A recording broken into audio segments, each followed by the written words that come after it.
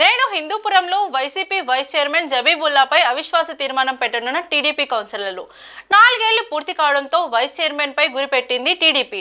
హిందూపురం మున్సిపాలిటీలో మొత్తం కౌన్సిలర్లు 38 మంది. వైస్ చైర్మన్ అవిశ్వాస తీర్మానానికి 27 మంది కౌన్సిలర్లు అవసరం. ప్రస్తుతం ఉన్న కౌన్సిలర్లు ఎంపీ ఎమ్మెల్యేతో పాటు కలుపుకుంటే మొత్తం టీడీపీకి 22 మంది, వైసీపీ 16 మంది.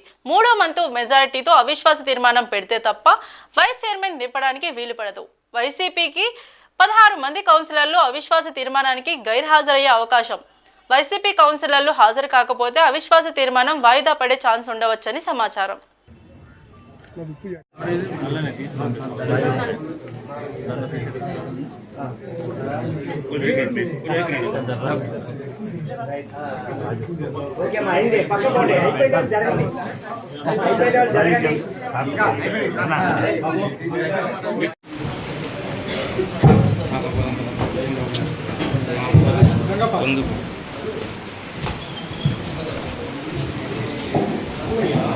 శాసనసభ్యులు